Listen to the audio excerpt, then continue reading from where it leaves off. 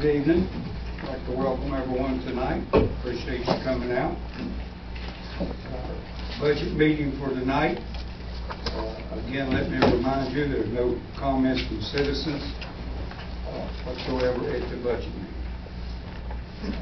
If you would stand with us while Tommy Garber leads us in the invocation. Let's pray.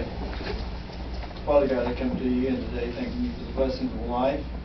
Thank you for this opportunity to serve our citizens and serve our town. Father, we thank you for the good work that's been done by our temporary town manager and our finance man. Great work. Thank you for their skills and their dedication, the long hours they've been putting in. Lord, just be with them, give them wisdom. Be with their families as they're away a lot. We thank you for all the residents of Landis. Lord, give us wisdom as we try to do the best thing for the most people and all the things that we try to do. Forgive our sins, bless our country, our town, and all the people. In Christ's name I pray. Amen. You join us, Brother Brown leads us in the pledge, please. I pledge allegiance to the flag of the United States of America and to the republic for which it stands, one nation, under God, indivisible, with liberty and justice for all.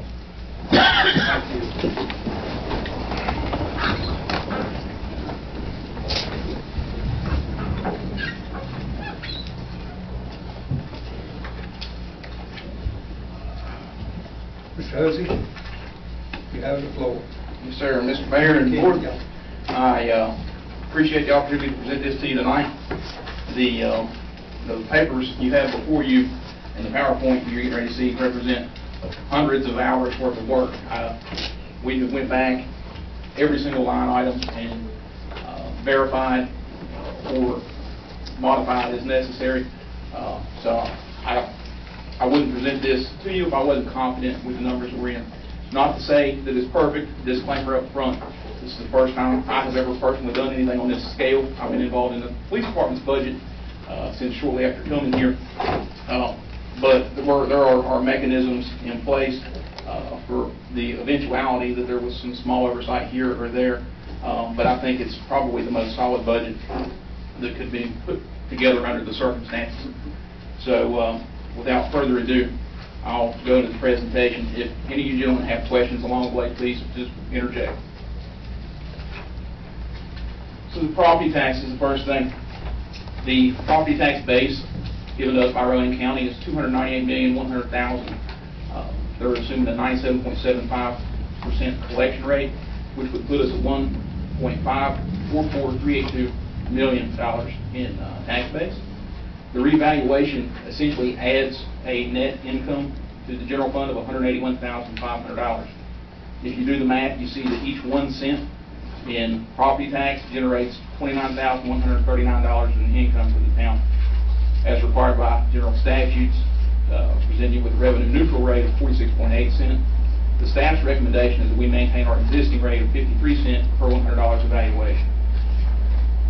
Now, this is very much a recovery budget, gentlemen, and what I mean by that is you're going to see a lot of capital requests come from different departments. You're going to see a lot of funds that are going into contingency line items. Contingency is a way of saying we want to put this money in savings, but in case we have some unforeseen expense, in case there was something that we should have accounted for that we just simply missed, there'll be money set aside to do it. Now, of course, our goal was to forecast and include every expense that we knew of and that we could project.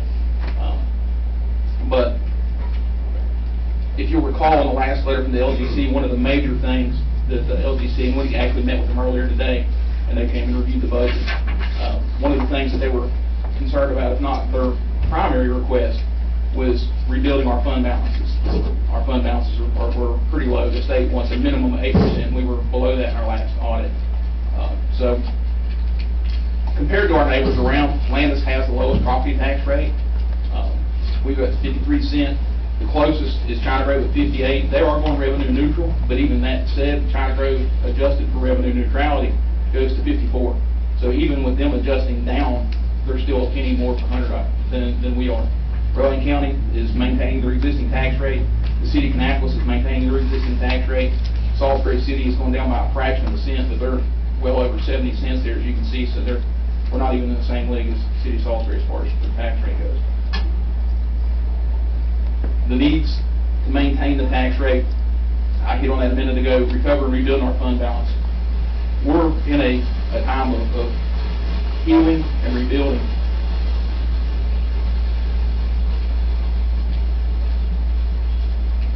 With our budget,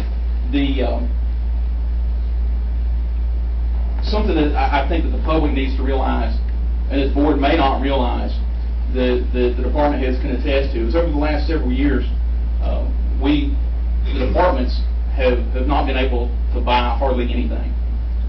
Just as quick as the new budgets have been approved, you all have appropriated funds for certain expenses and needs presented to you, but the management at the time very quickly cinched the purse strings on us. We've not been able to order a lot of supplies and equipment and things you need. So please don't mistake the capital needs that are presented tonight as anybody going wild on a spending spree. You're looking at departments that are essentially gasping for air, where they've not been able to get a lot of the equipment and things that they've needed over the past several years. The power fund in this town, the main complaint that I hear from people, and it's a valid complaint, is that the power rates in Landis are high. When we met with Electric Cities, I can tell you, based on the information they gave me, out of all the 19 member cities of Electric Cities, Landis is the highest, period. I wish that wasn't the case. But that's something that we were very cognizant of in our discussions and preparing the budget. It's something that we wanted to address. So one of the things that you'll see in this budget is we moved a lot of things from the electric fund to the general fund, where it more rightfully, or arguably rightfully belongs to begin with, to try to create some headroom in the electric fund to provide some relief to the citizens.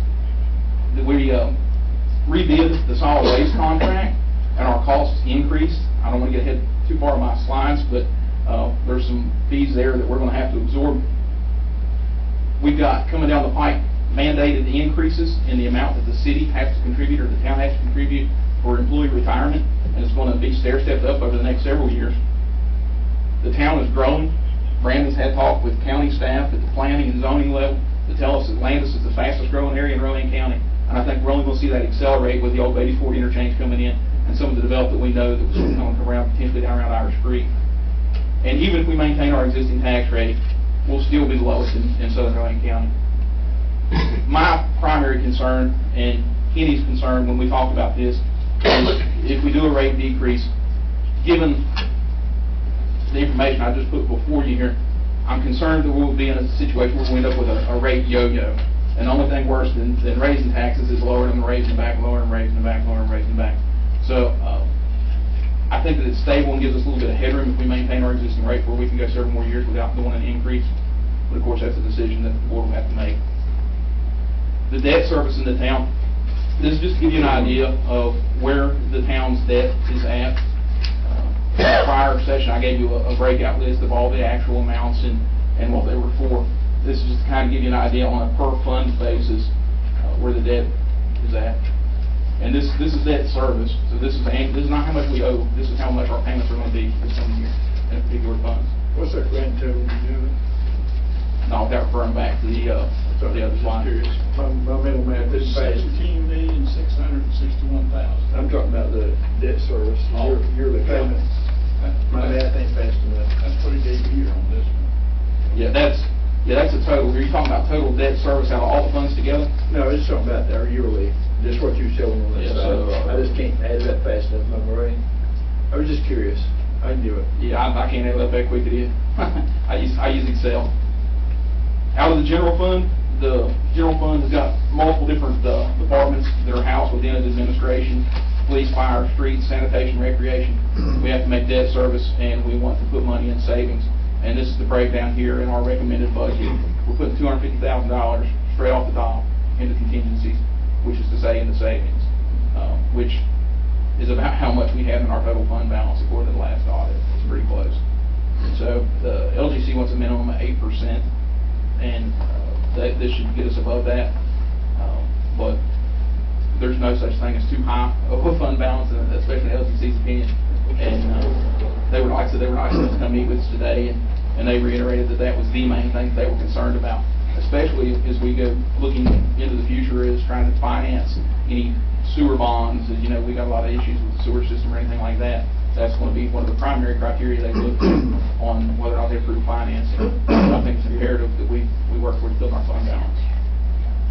The employee retirement contribution increases that I was speaking about earlier, these are the rates that got set forth by the local government employees retirement system. For those that are unfamiliar, that is a board that the town has no control over. It's part of the State Department of Treasury. They mandate these rates, and on the right-hand side is the approximate costs to the town in those respective years based on existing employees and based on existing payroll figures that it's going to cost us. So you can see over the next 4 years, you're looking at almost a $90,000 increase just in retirement contributions. It's pretty significant. We rebid our health insurance, and I'm pleased to report that we saved $73,500 plus, so over $73,000. We stayed with United Healthcare, but we did go to a new agent. We did something a little bit different this time. We offered employees a choice between two plans. The more expensive plan, they had to contribute to. The lower price plan was paid by the town, and also came with a flexible spending card. But all said and told, the lower price plan was extremely popular with the employees. I think we only just had a handful that opted to go for the higher plan and to save a considerable amount of money for the town. So, moving right along into the administration side of the general fund, the fund balance appropriation has to live somewhere. So, for bookkeeping purposes, I've got it living in administration. The finance officer, salary, benefits, and all, $81,250 is what we've budgeted for that. Previously, that lived 100% in the electric fund. So, the electric department was paying for the finance officer's full salary and benefits. And as you know from some information previously released, the full salary and benefits, the finance officer was considerably more than $81,250 in years back. $80,000 for professional services, formerly in electric. These are things such as the fees for the attorney, for the accountant, for the auditor, fees that really would be borne by the town regardless of whether we had an electrical system or not. Again, we wanted to shift the burden out of the electric department as much as we could. The building here needs some repairs, some sheetrock work, some painting things on the inside, some basic repairs. We'd actually got some insurance proceeds because of water damages that for whatever reason those repairs were never made. So we're going to budget to make those repairs. I'm trying my best to avoid talking about the case here, but I've got to kind of dance around the edges of it. There's just no way around it. As you know from the payroll figures that were released previously, a big problem we had was with our third-party payroll provider. Failed to do anything to catch the vast sums that left the town's coffers through that service. The system is inefficient in every regard, in my opinion. How it works is the same way it works would have worked in the 1960s, other than it's facilitated via email instead of handing someone a piece of paper. It's literally emailing Excel spreadsheets and manual time cards and things. So we're looking at transitioning to a new payroll provider. We actually have already started the process. Transition to them. It's going to do a lot of things. It's going to avoid inefficiencies in data entry. It's going to have biometric time clocks, so the employees actually go over and they can't punch for their buddy. They got to put their thumbprint on the thing that will scan it in, and that clocks them in and out over like the Public Works Department. They're going to be able to, supervisors will be able to go in ahead of times and stuff, all from a web-based interface. It'll come up the chain ultimately and then just get approved instead of being all this data entry over and over and over. And perhaps most importantly, it's going to provide us with the ability to allow you gentlemen, I can set you up with your own usernames and passwords, and 24 hours a day, any day you would like, you can log in and you'll be able to see on a per employee basis how much they've made, how much overtime, all that stuff. So my goal in this is I recognize my interim status as does Kenny, and our goal through this process is not only to provide a budget that puts the town back on the right foot, but to implement processes and procedures such that if our successors are the worst possible candidates and had ill intent for the town, that they would be in an environment that was not conducive to them perpetrating any type of theft from the town. So we're trying to build safeguards in place so that type of thing can't be experienced again. EMS expenses, we were formerly in fire department. The fire department's budget, we have tried our best to move expenses out of it that can be moved out in order to help facilitate them getting some grants. That's monies that were Rowan County monies that would come into the town, but the expenses associated with the utilities for the EMS station were just flowing through the books of the fire department. So we're just moving it over and letting it flow through admin to help lower that figure. No additional expenditures or anything. $4,000 for GIS software for planning and zoning. That's for Brandon to be able to help do his job better as far as that goes. It's ArcGIS is kind of the standard platform used by the county and everybody else to deal with land management. $2,500 to replace some chairs and filing cabinets. So in the police department, the budget, I don't want to give anybody sticker shock up front here, the budget is $1,013,000. What you have to realize with that is about $160,000 of that is pass-through funding. It's not Landis money. $35,000 of that is monies that are being paid by the schools or Mike Wallace has done it, and the churches have done it, where they've contracted with the city to provide off-duty officers. So the city gets that money and it shows on the revenue side. It flows through our books and comes back out on the expense side. So that's $35,000 of it, and $125,000 of it is monies that come from Rowan Salisbury School System to provide for the 2 school resource officers. So if you back that $160,000 out, the town's actual appropriation for the police department is $853,000. That includes restoring one of the 2 positions that we formerly had reduction in force of in the police department, and I'll get into why we need that a little bit more in a minute.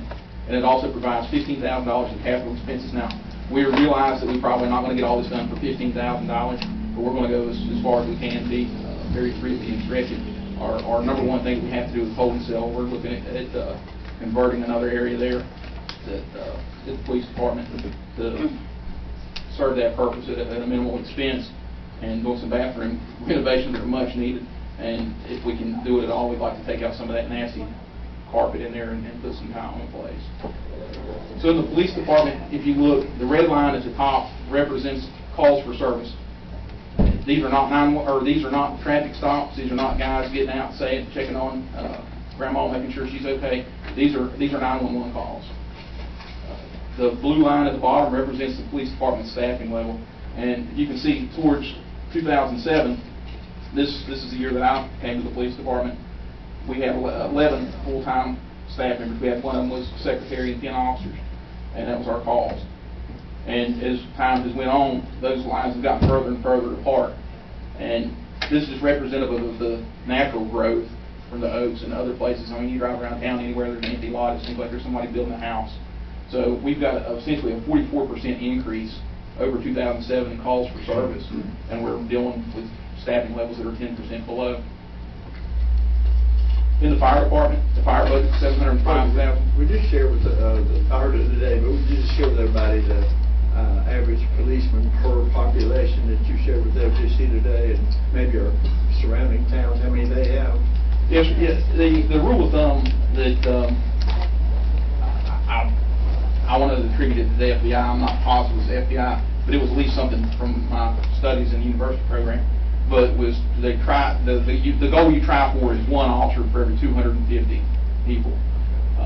That's realized in some of the other communities, like Spencer's pretty close to that. They are about our size as far as our census, which that's another matter. I don't want to digress too much. Our census numbers show us having about 40 people more than we had 10 years ago, which we all know those numbers are off significantly. Based on Brandon and I reviewing some building permits and things, we think that our true population in Landis is closer to 4,000 than it is 3,121 or whatever the thing says that it is. But Spencer's, I think, population, again, I don't know how far theirs is off. What says that their population is about 3,400. They've got 13 full-time officers. China Grove has got 13 full-time officers. So those are both very comparable in size, municipalities, population-wise, and number of square mile-wise. I mean, they're very comparable nearby towns with 13 officers. And the reason that we're asking for this, and I've got it in a later slide, is we've had to incur a lot of part-time use, or part-time staff, and even some overtime staff just to provide 24-hour coverage when we've had officers that are sick, or officers that are injured, or officers that are in training, we've still got 24 hours a day that we've got to police the streets, and there are costs associated with that. Some of our part-time guys who've been very reliable are frankly just a little bit older and not wanting to work night shifts and things like they have. So that's presenting a problem for us. And we've had situations where we've had an officer work day shift, 12-hour days, 3 days in a row, supposed to be off the next 2 days, have to do 3 days day shift, and immediately come back and work 12-hour night shift, work 6 P to 6 A on the back of doing 3 day shifts, just to provide basic coverage. And that type of situation is only going to become more common. And in the budget, I vastly reduced the amount of money set aside for part-time and overtime in the police department, which offsets about half the cost of adding this position, because we expect those numbers to be a whole lot lower. This position will be a floating patrol position, is the intent of it, to float between both squads, provide supplemental coverage, as well as fill in when we have officers that are out for vacation or in training or that type of thing, and to the extent that they can, even on unforeseen absences. Yes, sir. In the fire department, a little over $700,000. Capital expenses, perhaps about the highest in the fire department, because the fire department has got a lot of needs, legitimate needs. They need new protective gear. I know several of you actually went out and inspected the gear at the fire department, chief and looked at that. So the budget includes $80,000 for replacement protective gear, turnout gear for them, $28,000 for extrication tools, which is the jaws of life, and $20,750 for concrete repair at the ladder truck bay over at the old town hall fire station. I always call it Station 1. Station 58. So the concrete's in pretty rough shape there. It also provides 3 iPads with mobile data access for the fire trucks. I know on the law enforcement side of things, it's very, very hard having had computers to go back to not having computers in the cars. It makes it so much easier because they're integrated with dispatch and you get a lot of information. Just like we can see if somebody has warrants or that type of thing, my understanding is on the fire side of the house, they can pull up like maps of floor plans of the buildings and things, so that they're literally not going into a situation blind. So I think that's a good resource, especially no more expensive than the cost for them. It includes increases in salary for 3 lieutenants. As you can see, it's not much of an increase, but it's about doubles the difference between engineers and lieutenants now. There's just a significant issue with pay compression there, and we would probably want to go back and look at revisiting and expanding that pay compression a little bit further in future years. But given the amount we're asking for the fire department capital expenses, that's kind of where we felt that we could be at for right now in this proposal. In the public works department, we rebid our trash contract, hoping that our costs would decrease. We've had a lot of calls from citizens saying, I'm seeing them put my recycle bin and my trash bin both into the same truck and haul them all. If you go on the internet, look on YouTube, pretty much any media outlet you look at, you'll see all these issues with China's not taking recycling anymore. They're not taking other people's trash. And it's gotten to a situation where recycling is just cost prohibitive. So a lot of places are paying for recycling only to have those items end up either dumped illegally in a third world country and burned. I watched a couple of documentaries about it. It's amazing kind of where some of that stuff ends up. A lot of it's in Southeast Asia or Africa. And the alternative is say, well, we'll just have it in a Rowan County landfill. And to pay more for the appearance of being green, only to have some kid in Southeast Asia climbing on a trash pile instead of actually managing in the waste responsible and putting it in a Rowan County landfill. I think the choice is kind of obvious there, at least from my perspective. So given that, for the time being, when we rebid it without recycling. And we thought we would save money. It turns out, no, we didn't. Even going without recycling, our cost increase is going to be $24,000 per year. They said had we rebid it with recycling, our cost increase would have been in the neighborhood of $119,000 per year. And that's with Waste Pro, who's our current vendor. They were the low bidder when we did the RFP and took bids on that. The RFPs and the responses are posted on the website if anybody cares to go look at them. Even so, with our cost increasing, we're still proposing a decrease in the garbage fee for residents from $17 to $15. We recognize that they'll go from having 2 bins to 1, no more recycling, and as a token gesture, if nothing else, that we say, hey, look, we don't want you to keep paying the same thing and getting less. So we're going to subsidize it basically, and cut the fees. In power bill monies, we're putting in $350 for additional paving. It's a little bit more than what we just spent repaving the 3 streets that we did here on the southwest section of town. $80,000 is included for the leaf machine. They said they can't hear back in the back. I don't know what to do. If there's, one of those things should be flashing up there, those 6 boxes that are all the same. If you, whichever one's flashing, if you turn it off, it's going to picking up interference. None of them are flashing now. That one is mine. You can turn all the rest of them off except mine. You turn mine off, turn that one back on and turn off the rest of them. Which one is yours? The one you just turn back on. Okay, so turn the rest off? Yeah.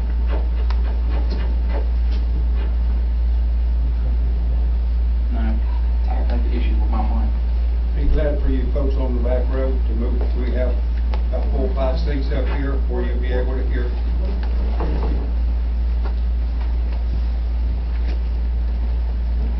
And that's the one you gotta turn this off.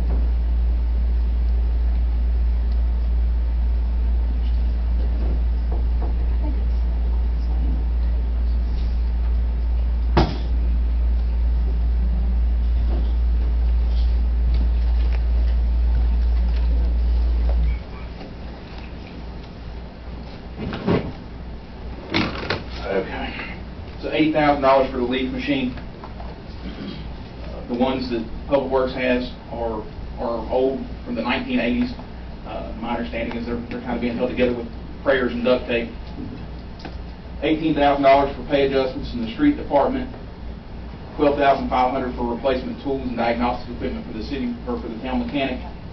A new mower, replacement trimmers and blowers, traffic cones and barricades. My wife jokingly suggested, as I was going over the budget and kind of have her proofread some of this for me, she said as many traffic cones and barricades as we have up around China Grove, that we could save that money and just take a truck up there and get all that we need. Yeah. So, in Parks and Rec, all the events, I'm not going to go down the list, we went over those in the prior budget session. All the events are funded at the amounts indicated. The other expenses in the Parks Department is a vehicle for parks. Right now, they've got a hand-me-down pickup truck from Public Works that doesn't have air conditioning and is kind of unsuitable to the tasks. She has to go pick up concessions and that type of thing, and hauling those around in the back of the truck.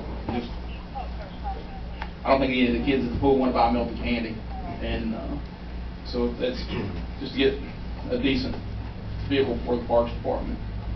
Pool furniture, repair the boat launch is always pretty self-explanatory. In the Water Department, we're not proposing any increase to water rates, but we will see a 2.9% wholesale rate increase as based on our contract with the City of Kannapolis. We're going to absorb that. We're appropriating $125,000 to the fund balance for contingency fund to help build the water fund balance. We're transferring $57,500 from water to sewer to help patch holes and update infrastructure in the sewer department. And the water department is in need of a replacement truck, so that's $30,000. In the sewer department, this is probably my favorite graphic because it's very representative of what we deal with every month. No increase to the customer rates because they are already extremely high, extremely high. We're looking at another 1.2% wholesale cost increase by the town or by the city of Salisbury. We're not putting money in savings in sewer. We are throwing every penny we got based on advice of our engineer and trying to fix I&I, inflow and infiltration. We've got groundwater, stormwater seeping into the sanitary sewer system, and we have to pay to treat it just like it was actual raw sewage, and it's costing us a fortune. It's costing us a fortune. Our sewer system is probably in the worst shape, or one of the worst shapes of any municipalities in the state. That's based upon the people that know a whole lot more about it than I know about it, reviewing it and deciding to give us that grant that we were excited to hear about that we got last time for the lift stations. So the only good thing about the sewer is it's so bad that there's willing people to help us, but we also have to help ourselves, and that's what we're trying to do here.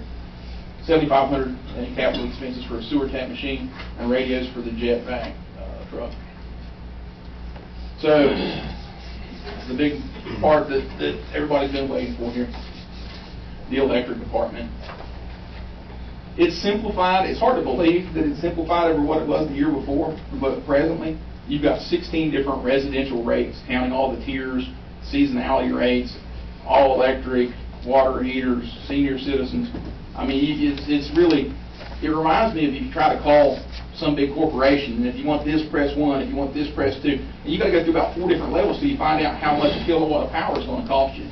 If you're looking at the Landis power bill, the prices range from 14.25 cents per kilowatt hour to 10.75. 10.75 is senior citizens in the wintertime to have all electric power for usage above 1,000 kilowatts. So you can see all the boxes you have to check to even get to that rate, right? So it's pretty convoluted. And the vast majority of our citizens are paying closer to this high end here, the 14.25. Which begs the question, when we came in, we kind of got talking, it doesn't matter what kind of car that any of us drive. It doesn't matter what color it is or how many cylinders. If we pull up to the gas station across the street here, there's a nice big sign in big red letters. Right now it reads $2.55. We know that's what it costs for a gallon of gas. Why can a light bulb, why can a light bill not be as simple as a gas bill? And that's the discussion we have with electricity. And after a lot of discussion and work by the electricity staff and my town staff, I'm very, very, very pleased to present that to you tonight, that's exactly where we're at on the residential rates, 10.5 cent flat rate for everybody.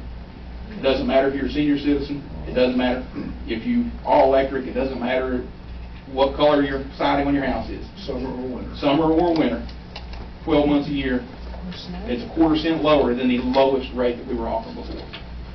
So I think that's a huge, huge task to pull off, and you'll see exactly how much money we're talking about to save people here in the next line.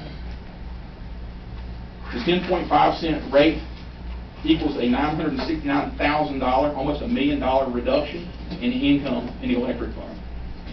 That's $969,000 more that's going to be left in residents' pockets at the end of next year. So that's no small task. A lot of that is the result of a lot of restructuring, a lot of improvements in efficiency, and it's something that we're really proud of. Everything in the budget, this is the thing that I'm most proud of.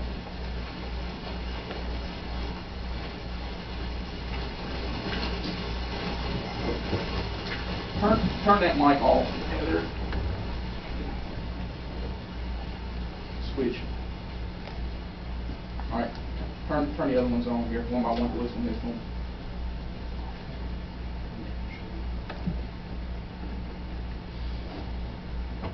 Okay, that one's up. Okay. You good? I think so, yeah. So in the electric fund, we got $171,750 to the fund balance, $150,000 transferred to the general fund, which is consistent with the amount we've done in years past. It actually used to be $300,000 in the past. It was cut to $150,000. I think when this board's first term was on, and from there, that's where it's remained. $79,500 in debt service for the AMI meter loan. I don't know what is going on. I don't know if it's not Mike either. Look. These are still on there. Yeah, those are on. And the only thing wireless is this. So I'll just have to talk through it.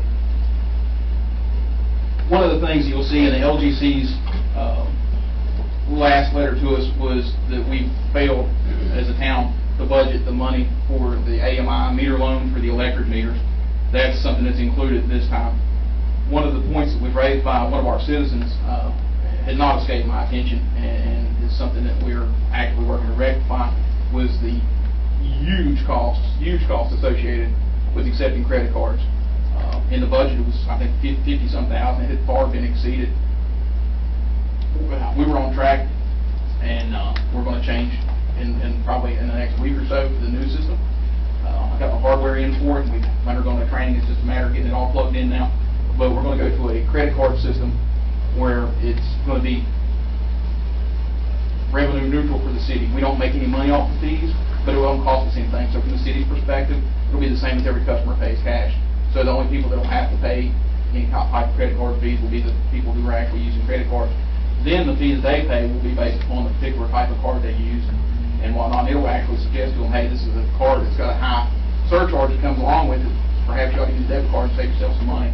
So we're really excited about that. Some voltage regulators for the substation, which I'm not an electrician or a lineman, but I'm told we desperately need. We've got a bucket truck sitting over there that's never been used. We pay $30,000 a year on a lease on this bucket truck that we don't have men to drive and we don't have equipment to put on the truck. We're canceling that lease, or recommending that we cancel the lease and turn around and just use that money to replace a pickup truck that they do need. So that was just a wash. And again, whatever significant costs were shifted to the general fund. So in summary, the tax rate remains unchanged in the budget as proposed. It remains the lowest in the area at 53 cents per $100 in valuation. Residential electrical rates are slashed and simplified. One rate, 10.5 cents per kilowatt hour, is going to save $969,000 for residents and Landis power customers. No increases to water or sewer rates. Residents will realize a $2 a month decrease in their trash fee, and we're not going to have recycling.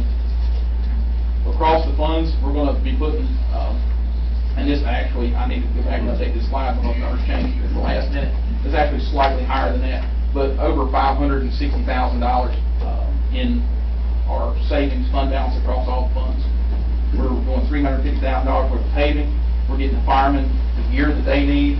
We're getting an officer to provide the coverage the town needs, a leaf machine and mowing equipment for the street department that they need, $152,500 allocated for repairing the sewers to try to stop some of those leaks so that we can get these sewer rates under control and replacing the substation voltage regulators.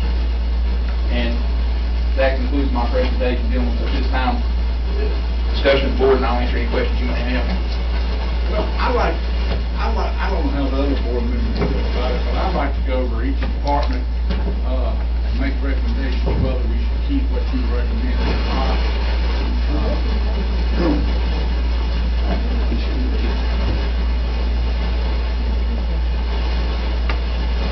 Are there any cell phones laying on the desk that could interfere?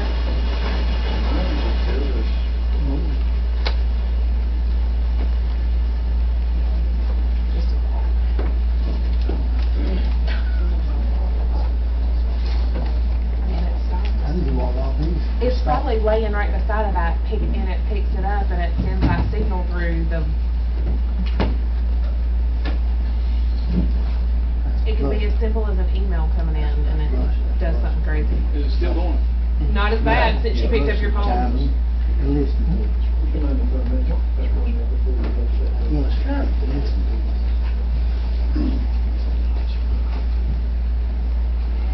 All good? I think so.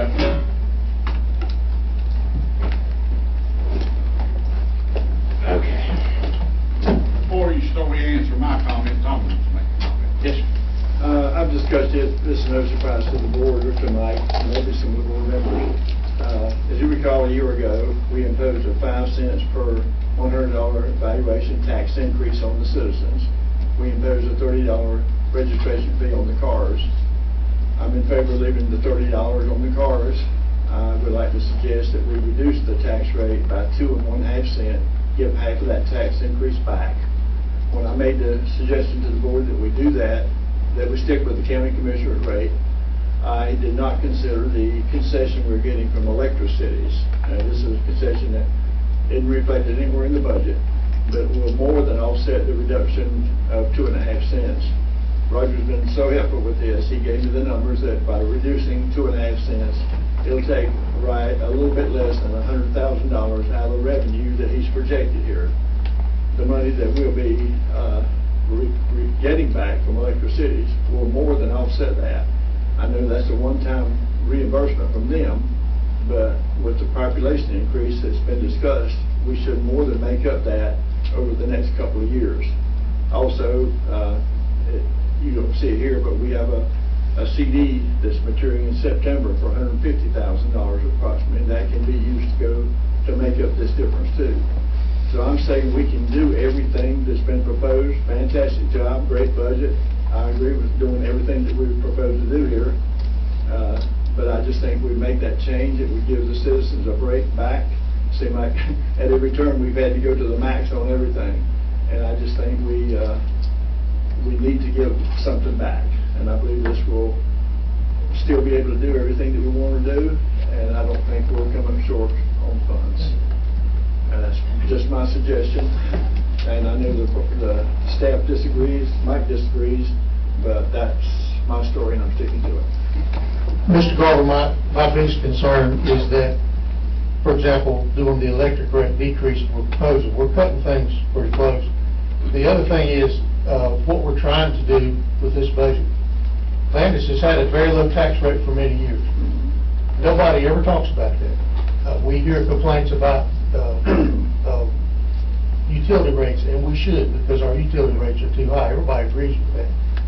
My concern is what this budget does is shift a little more responsibility to the tax, to the property tax, which is how most towns and entities do business. We've relied too much, too long on high utility rates to pay our bills. So my only concern with what you're saying is that $100,000 that you're talking about, again, being still in recovery mode, and there's some unknowns out there that we don't know yet, and we won't know till the investigation's over with. My concern is that that might impact a utility rate, the electric rate cut that we could do. It might impact some of these other things that we're cutting pretty close on. So just keep in mind, my recommendation with this budget was to try to shift more towards doing business the way other towns do business and not depend on our utilities being higher. Electric Cities said when they came and studied our things that our electric rate in particular was one of the highest in the state. We want to do something about that. But my concern is we're cutting everything very close here, and that's my biggest concern of what you're saying. I'm not disagreeing with you. I wish we could do both, but that is my concern, and that's why we presented the budget that we presented. I'm not being critical at all of what you're saying. We decided that we would stay, do whatever the county did as far as. I made that comment. I did not consider the Electric Cities funds that we're going to be receiving back. From what I see, you're talking almost $1 million decrease in the electric bill, which has always been our bread and butter of this town. And I just don't want to mess with the tax rate now at all. I swear I don't. I'm in favor of reducing it. When we talk about other towns, I have rental houses in Kannapolis and in China Grove, and they do not pay anything extra for garbage pickup. So their tax rate is a little bit higher than ours. Ours is a little bit lower, but we also have to pay extra for our garbage pickup. So it probably balances out that we're not quite as cheap as we think we are. So anyway, I just wanted to throw that up for the board. It's my feelings. I may stand alone, but that's just the way I think we should do it this year. Your turn. Now, thank you. I like to go back and go through the budget and make some recommendations as far as things that I don't particularly feel like we need to do. And then we'll let the board decide what who's going to do what. Departmental administration budget. Page number.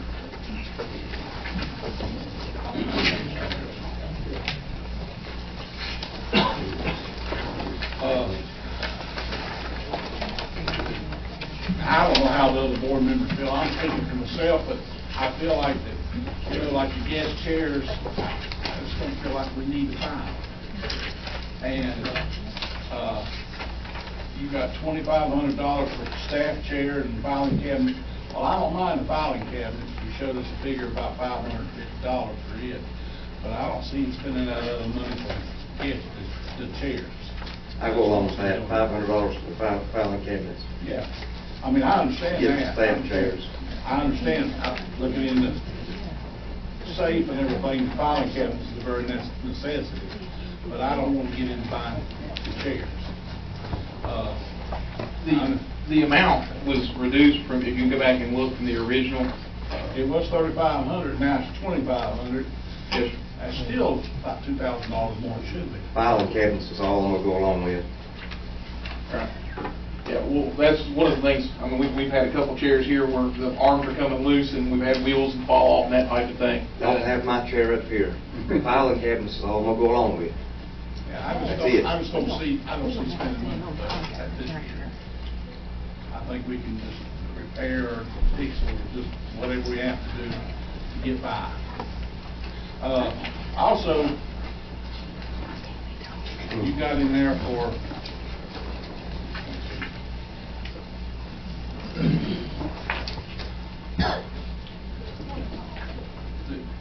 in our other copy of the budget, the first one you gave us, you had $35,000 for utility customer portal software.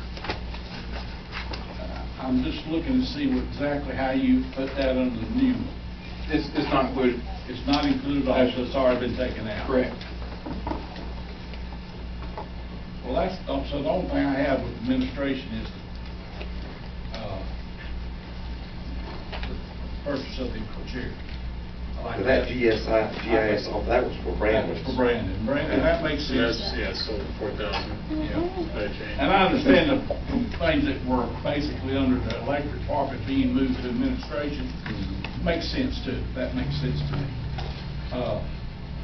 So I have no problem. The $19,000 for building maintenance and repairs, you said a lot of that was covered under insurance? Yes, sir. There had been an You're insurance. talking about a wash. I mean, you're saying we've already been paid for it, but we haven't used it. Is that what you're saying? So, to answer your question, is that once Florence came and hit us pretty hard, we had damage, Central Carolina Insurance, they issued the checks to have the repairs completed. However, former past manager decided not to use those funds for that. And so with that being said, the funds that were supposed to go towards the repairs did not. He stole that too? I don't know about that. I'm just saying it didn't go towards one. We can't comment on what happened to that particular fund, but you are entitled to your opinion, Mr. Boyd. Yes. All right, so I understand that now. All right, that makes sense on the payroll, what do you think? And I understand the new payroll provider. I understand that. I have no problem. So the biggest one there, I guess, is the chairs. I guess we need to redo that if the board decides to go along with that. We're gonna take them one, let's see how everybody feels about it.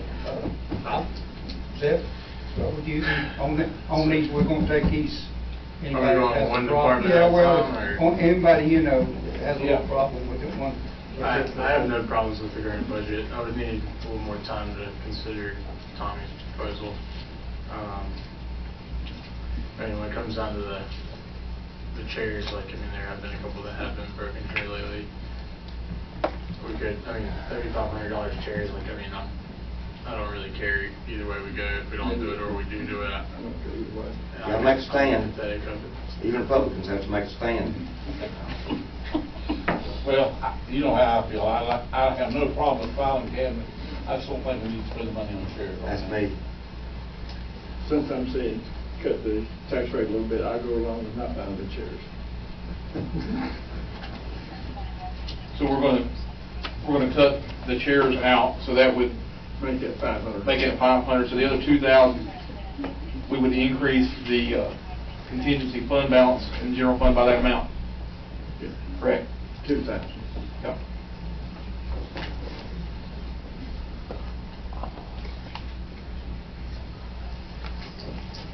And when you talk about a general fund contingency balance, what exactly are you saying?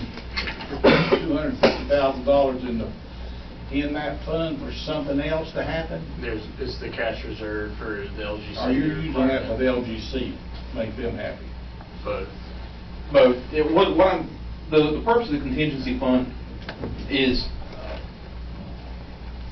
if I had a squeaky clean 3 years in a row budgets to go back and look at, I could with a high degree of certainty look at that and tell you, okay, this is what our expenses are going to be.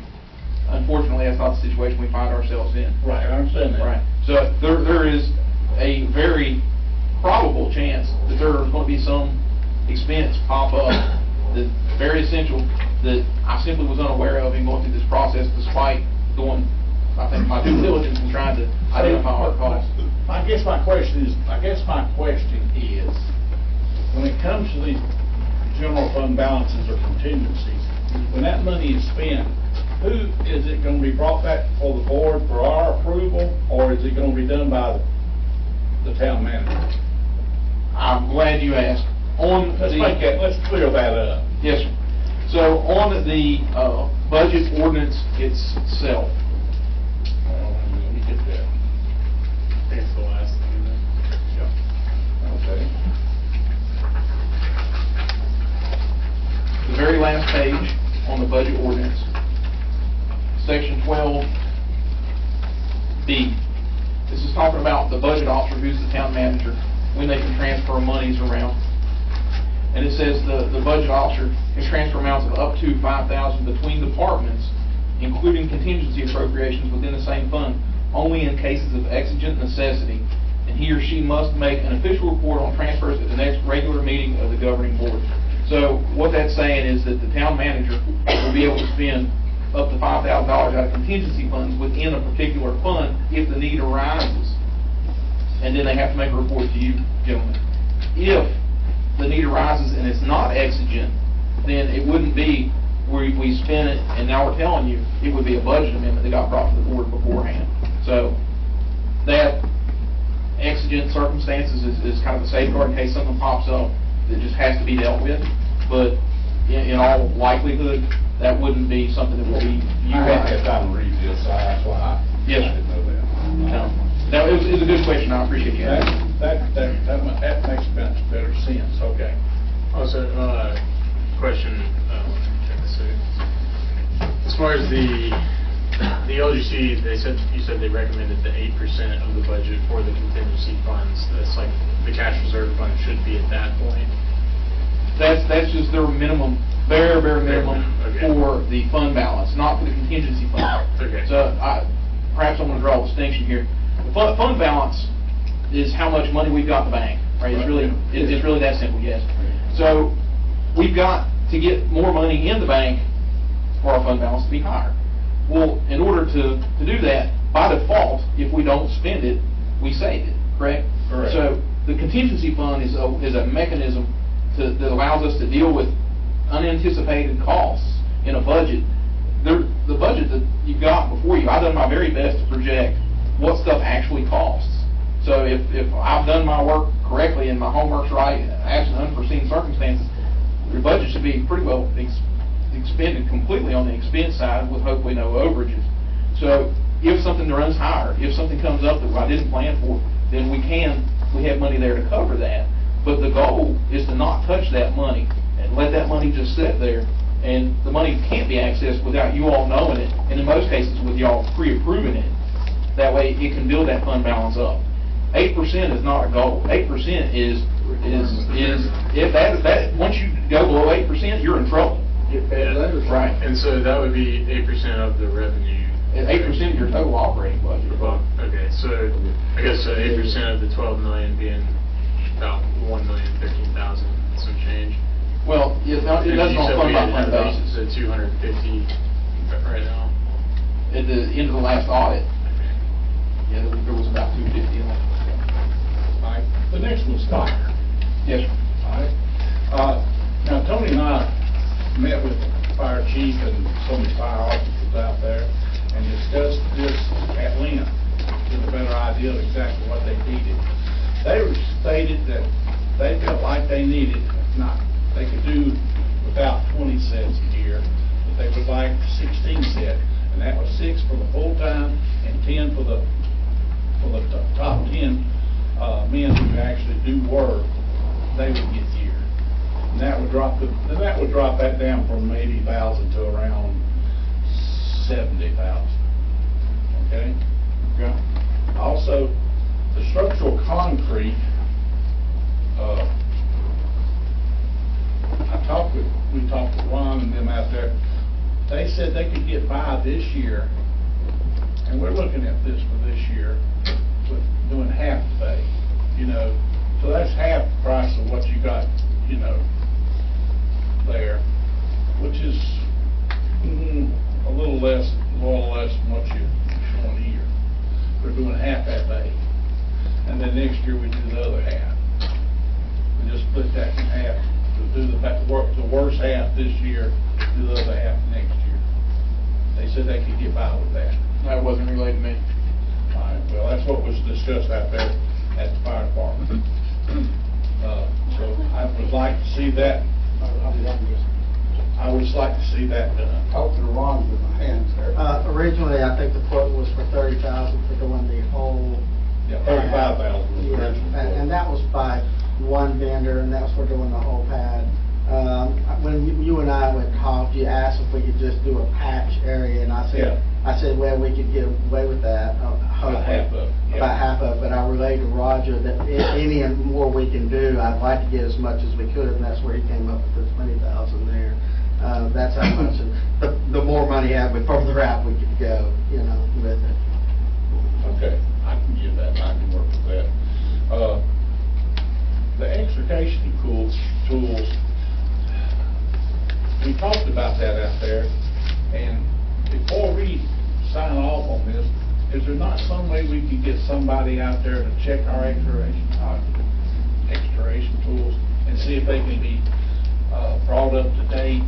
What was that, Hearst?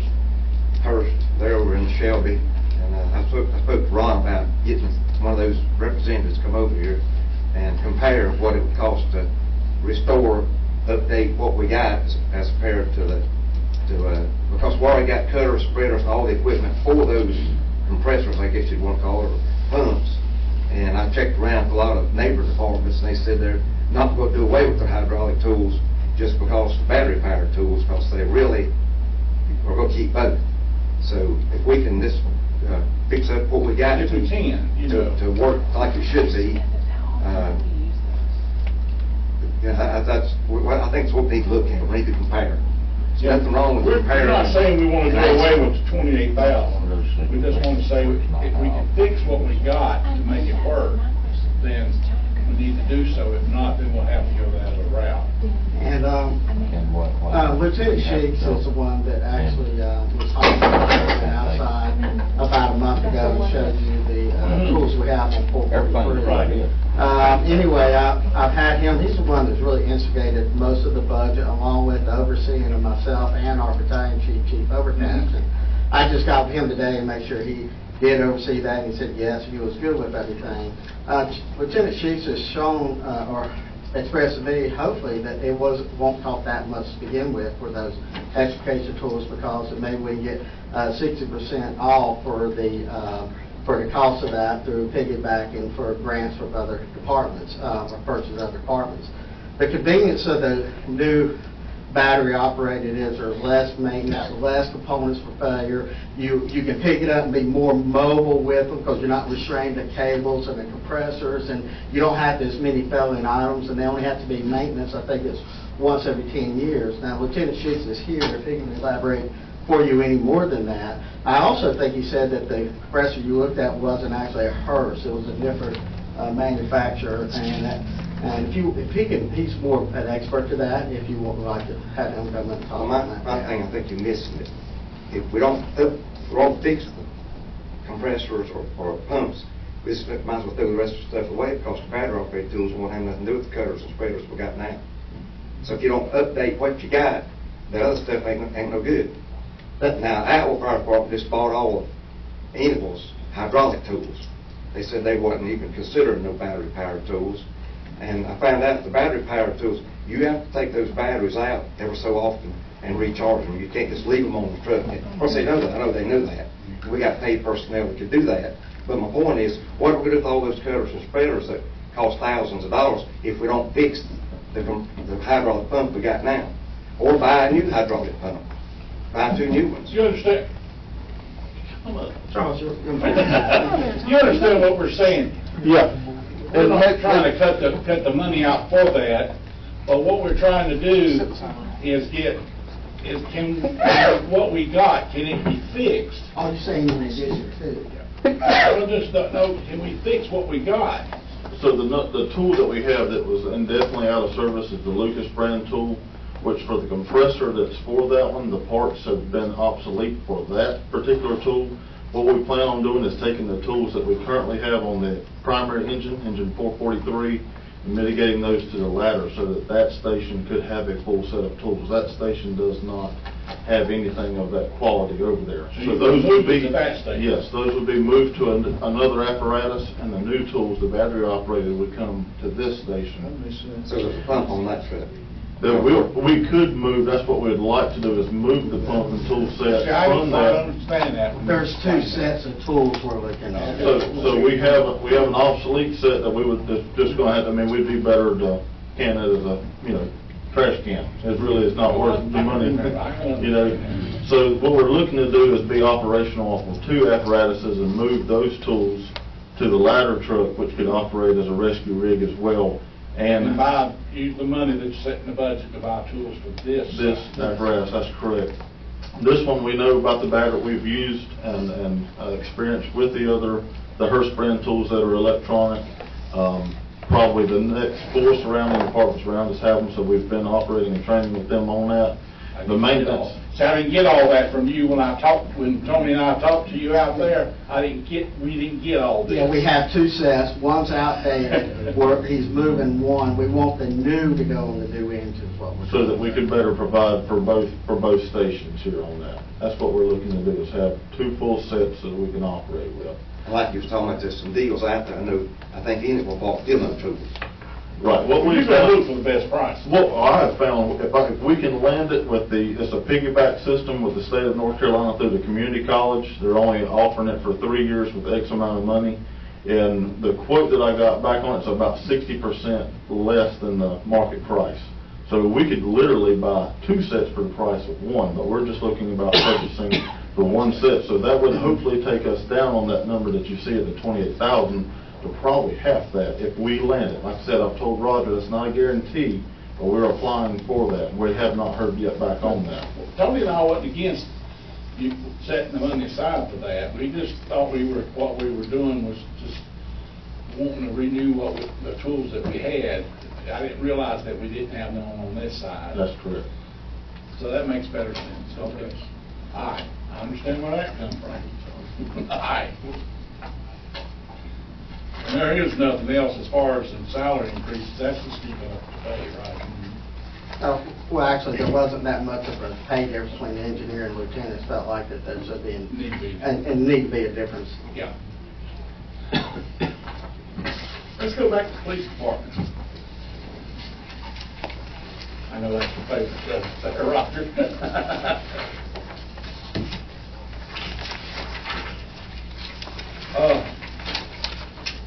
I know when I first talked to you about it,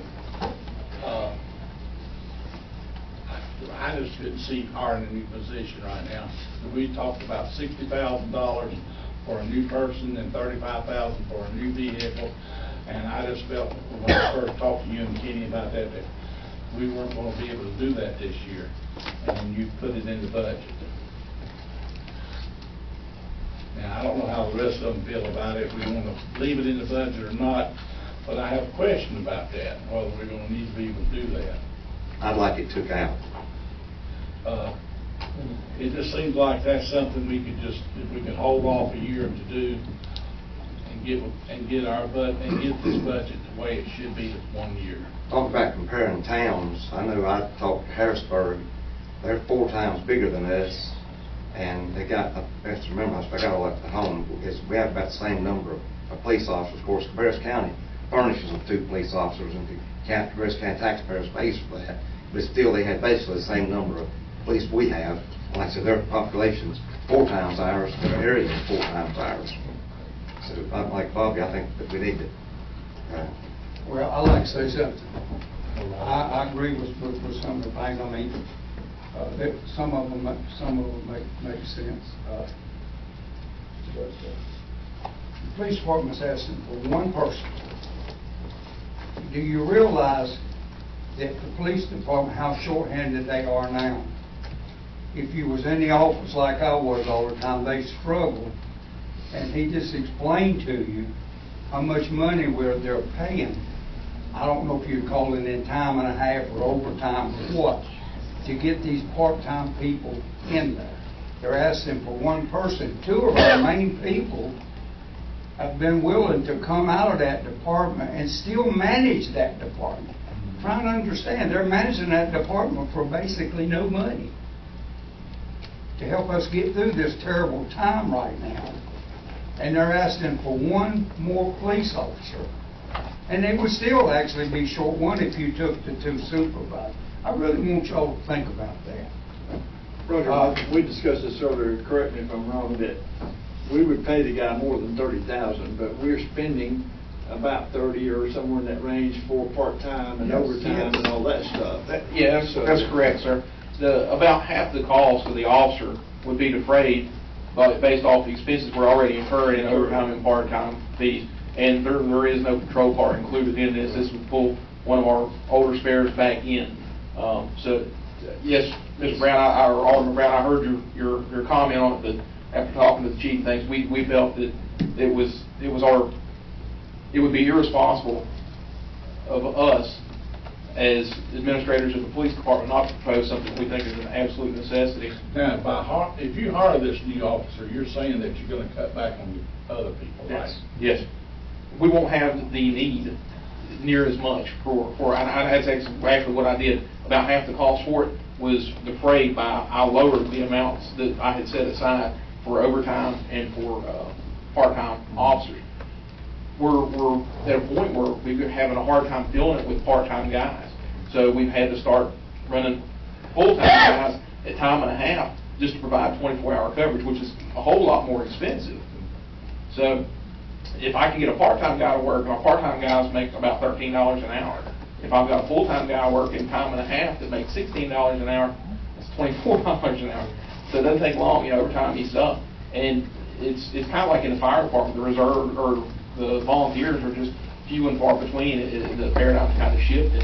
And in the police department, we have been very fortunate, and we have utilized part-timers on a basis that I think is unprecedented by municipal, especially small municipal departments in this area. Like Spencer, I know, just done away with their reserves. They don't have any reserves at all. China Grove's got a couple. Canapolis doesn't have any. We have saved a lot of money over the years by using part-timers as much as we can, and we still are utilizing them pretty heavily. But even so, we've got guys that are just they are retired, or a lot of them, and they don't want to work the night shifts. They don't want to work some of these long shifts. So we're forcing our full-time guys into working like day shift today and night shift tomorrow, and these crazy schedules to try to accommodate getting a part-time guy in a shift that they're willing to work. And it's really difficult just to provide 24-hour coverage. And the position that we're asking for would be a flex patrol position. Its primary purpose in existing is to ensure our ability to provide 24-hour coverage. It's going to be there. If nobody's out, then we're going to have them supplementing on peak times. If somebody's out, they're going to be filling in the shifts, and we're not going to need to call that person in, that part-time person or somebody on overtime. Do you get full benefit from your reserve officers, or all of them pulling their own weight? Or some? All of our reserve officers have full-time jobs elsewhere. I thought there was required to work 7 hours a month. Reserve officers do y'all have? Well, the total number we've got sworn is, I think, 12. But some of them don't even have. Well, I know that some of them are being done to keep the certification. Right. And I understand that. I mean, that don't particularly cost us any money. No, sir. That I know of. Yeah, they don't even have uniforms. Several of them don't. They just got to keep their certification. Right. I mean, I know that from being done with the sheriff's department. Yes, sir. The 10 number you show on here, does that include you and Kenny? The 10 full-time? Yeah. Yes, sir. Okay. Yeah, so the 10 On the street full-time, guys, we got 8. we got 6. 6 because of the 2 SROs. Two are in the schools, Okay. me and Kenny, and then we got 6 patrol guys. Good. So if we're fully staffed, nobody's out, we have a day shift from 6A to 6P, a night shift, yes, a night shift that works 6P to 6A, and then a mid shift. The mid shift guy during the week usually works around midnight or noon to midnight. And then on the weekends, to provide better peak coverage, he usually works somewhere like either 2P to 2A or 3P to 3A. But there's been a lot of times here recently where the graph that I showed you with the calls for service increase.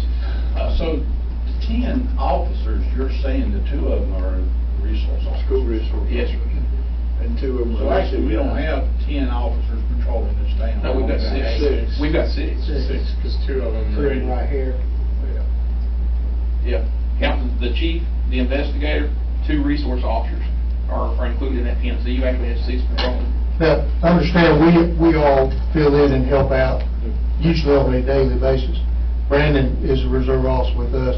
He helps out on weekends, holidays when he can, but obviously he can't help out through the week. The biggest problem with reserve officers is they have other jobs.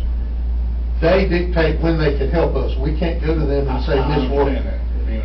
The last 5 months, we had people out for various things. Officer Gillum was out for a duty-related injury. I could not allow anybody to take any time off for 5 months because we were that short-handed. I also have had a situation where we've got one officer working most of the time. On a good day, one officer's working most of the time. But we've tried to have the shift supervisors covering during the peak hours. So we've got a safety factor when we have officers working by themselves on Saturday nights, Friday nights, Saturday nights, peak times. It's becoming a safety issue. We have the lowest turnover rate of any police department anywhere around here. You check openings. There was an article in the paper about a local police department had a 50% turnover rate last couple of years. We don't want that to happen to us. We're good to our guys. We're asking you to provide this for us so we can continue to provide 24-hour coverage. If we cannot keep doing what we're doing, I will not be able to guarantee 24-hour coverage. We'll make every effort to do that. But I have to be honest with you and say, the part-time officers who've had full-time jobs other places, when they can help us is not always when we need them to help us. So that's the problem. We control the full-time position, and we can schedule them when they need be. But I don't want to go through another 5-month period and tell my guys that, I'm sorry, we can't let you off, because it's easy to have a couple of people out at one time for I this guess it reason. helps, like the fire department, it helps to have a little justification on that. Sure. I understand where you're coming from now. I appreciate the questions, because I want you guys to understand why we asked for this. Next thing I'm gonna go to is public. Based on all of our comments, I agree with the public. I think that's really reasonable. I didn't know all the justification on that, and we're actually saving money when we think about it, but you're not having to pay part-time. We're getting better. That makes sense now, Dumb as I am, I can understand that. We're gonna agree with that. We're gonna leave it like it Is it in? I mean, is. Yeah, we're gonna leave it like it is. we can just do this, but have to vote on every one of those things. Thank you. I like to go to public works now. Yes, sir. All right. Two things I have a big problem with right off the bat is the leaf machine mower, $80,000, and a zero-turn mower for $11,000. I thought we bought a mower when we started doing our mowing this last year. Did we not, Ron? We bought 2 mowers last year. Why do we need to buy another $11,000 mower? Well, when we had one go out for the pump, and we have 2 mowers, crewmen, and we only had 1 mower. It was to have a spare in case, and 1 mower is a larger mower, which more surface, but it's not always working on all the smaller areas. And the contractors that we had before had the 2 mowers and a spare also. It was something that whenever the mower broke, it was at STI for almost 2 months to get that repair, and that was just a mercy plan if we needed a 3rd mower in case one of them went out of service. I like to comment on that too. Also, when we first decided that we were going to start doing our own mower, we had like $39,000 was budgeted, but we know what happened. Yeah. That particular thing, so the money was already budgeted. They knew they was going to have that additional mower. Originally when we started. You're talking about buying another mower for backup. Yes, sir. I don't either. Sorry, I just understand. I don't either. And the leaf machine, we have a leaf machine, do we not? That sucks up just and works fine? Or what, give me some justification on that. We have two of them, they're 1980s models. They're working, I mean, they do. Barely hanging in there, sir. It's good if we can get one of them up at a time running. Both of them right now, one of them has a back clutch assembly, just went out on it. I told them to stop. We won't do a repair to that till I see what happens to this budget. The other one, the wheel hubs, the wheels, they need repair on it. It keeps. So it's cheaper to do that than to buy a new one. Well, yes, sir, but as I told you, they're over 30-some years old. It's getting hard to get the parts for them also. One of them was actually modified by our local mechanic, I was told before I got here, to make it work. So some of the parts he put on there aren't even matched the other one. And if you ride by and see it, the way the screens and all on top, it's this dust machine. If you ever seen us going on, it is flying everywhere because of the screens and the plates. It's just getting to be, to me, we're putting more money into them than they're worth. Ron, do you want to relay a little bit about the incident that happened the other day with the leaf machine? Perhaps that might be. Yes, the other day we had a complaint by a citizen as we came by to back him up the leaves, dust flying out everywhere, and we got dust all in the car, leaf particles all in the car. Has anybody ever come by and saw it operating on a good hot day? They come by my house. It's like a hurricane, or a tornado. And I'm not saying that we have kept them running, but as you know, each year I come to you and during the leaf season and say repeatedly, our leaf machine is down. Our leaf machine is down. Fourth year. Yes. Ever since I've been on the board, you've asked me. And we have to borrow from Kannapolis, we borrow from China Grove. We don't need to be borrowing from these other towns. When we've even, well, for instance, I'm going to say, when we've got a budget there that allows us to buy this, this equipment that we need. I mean, that's a busy time when you're doing leaves. Ron can attest to that. Yes, and it's a very emotional time because, as you know, a lot of people, that's the holiday season and they rake their leaves to the curb, and if I have one of them down, if you have one down, you only got one that's trying to get the whole town, and that's for the holidays and all. If the winds come and it blows them out in the yards, it's not like something you put at the curb like a couch, it stays there. If I may, so Hosey asked me to reach out to Waste Pro, Waste Management, and some other areas to see if by chance they do leaf collections for other municipalities. I did, and just the cost of Waste Pro to come in here and collect our leaves is going to be more than what it's going to be for us to have the leaf machine. And so it's more feasible. So for 1 year, it would cost more? Yes, the reason being is because of the dump fee that they have, that they're going to have to take it up there to the Rowan County dump.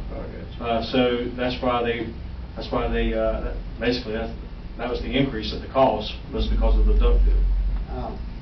2 years ago, or actually last year, the ideal machine was a one-man machine, so like a garbage truck come by and do it. Right now, in order for both these leaf machines to be running, you have to have 4 engines running and 6 crew.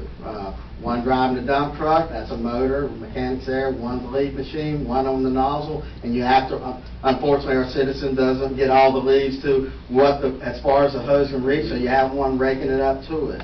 But that was over a $300,000 piece of equipment. Obviously, we knew that we couldn't ask for that. So is this a pull-behind machine? This is a pull-behind machine, similar to what we have. I have about 4 or 5 different. We've already reached out and tried to get quotes on these, and the highest quote that I remember was $80,000. Some of them are a little less, but then you don't. That depends on the capacity of them, how strong a vacuum it is, and all that. If we buy a machine for $80,000, I think we want to buy one that's going to last us a while.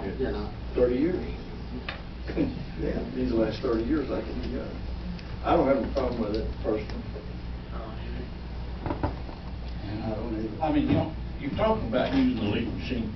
What, 3 months out of the year? It's constant 3 months a year. They may bring it out maybe once or twice a month, as needed. Our street crews, they go out and do the regular rounds. They'll write down a list. So on Mondays, they'll write down a list of what's been brought out, and then we'll bring it out mowing maybe once a week at the most after the leaf season. Was it your first year or second year that we had such a big problem? It was like 4 months long that 1 year. Well, it was the very first year. It was a combination of the rain, all We that. had more rain than Yeah, and what also puts us behind the leaf machine is, with the holidays, it gives us less time to get out there to get them also. I ain't been on this. Well, I know, but then you, yeah, but, you know, you guys are not the one out there calling somebody trying to get a leaf machine, and I know one year it's an ungodly amount of money that we paid to just try to keep them going.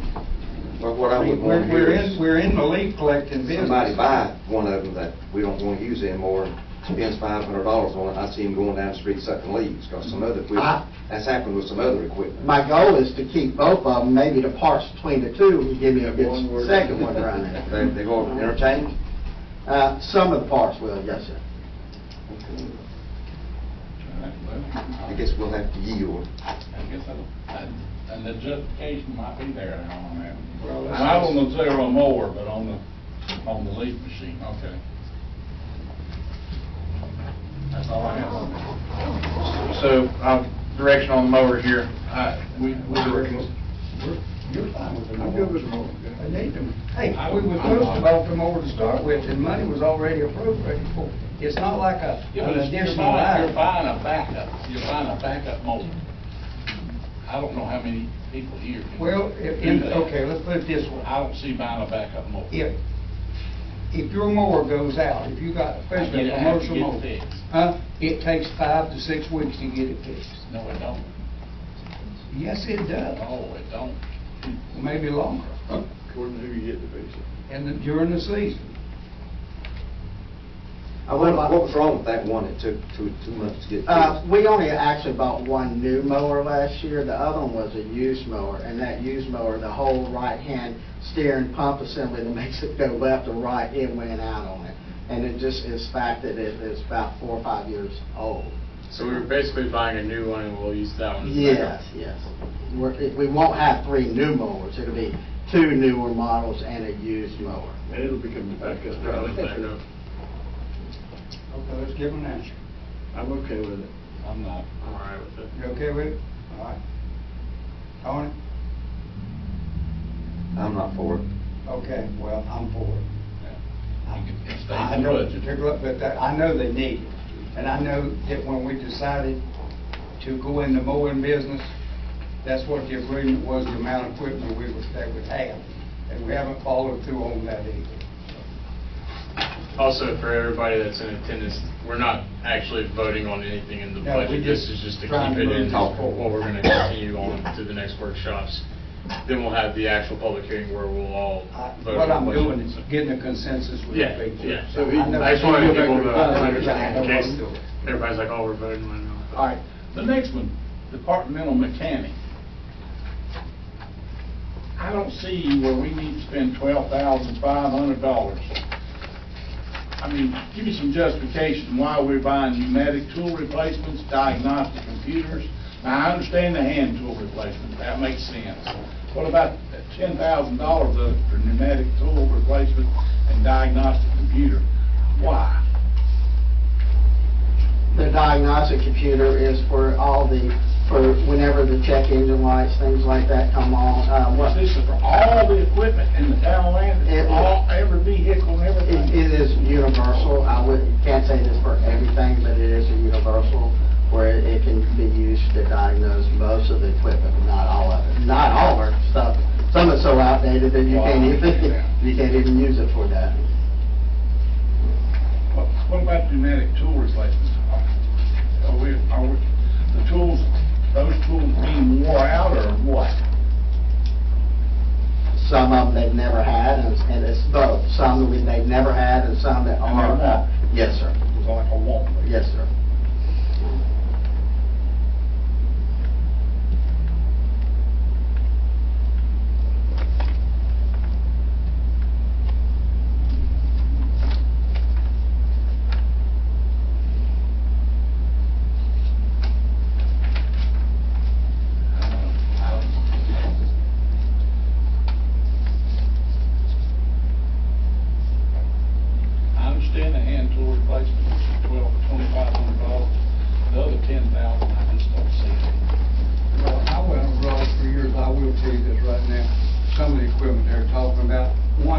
half-inch or three-quarter-inch pneumatic Ingersoll Rand, if you buy good stuff, could be $600, $700, $800 just one.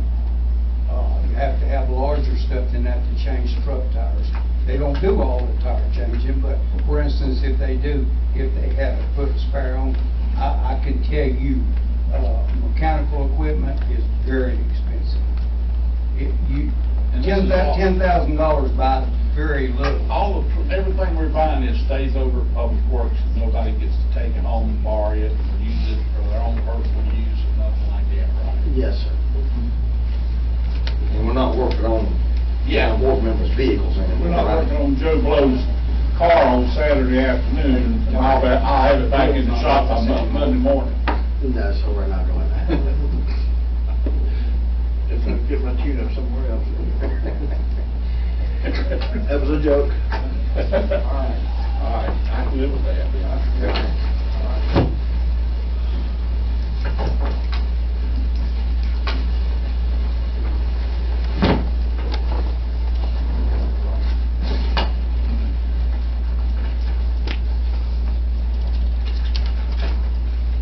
While they're looking, I had been looking for it, and I can't find it.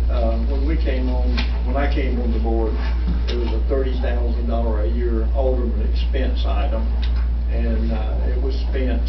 A good part of it was spent then. We reduced that, I think, to $4,000. $7, and then this year budget, we reduced it to 70. Our budget amount this year is going to be And it's still in here then, it's 4,000. It's 3,500. 35. I couldn't find it. And we returned money out of it for the last. It's on the first page here. 3 years, yeah. Oh, I'm looking at this cheat sheet of this.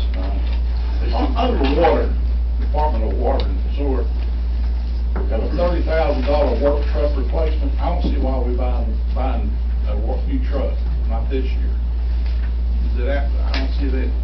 Why is it so necessary for water to have a brand new truck?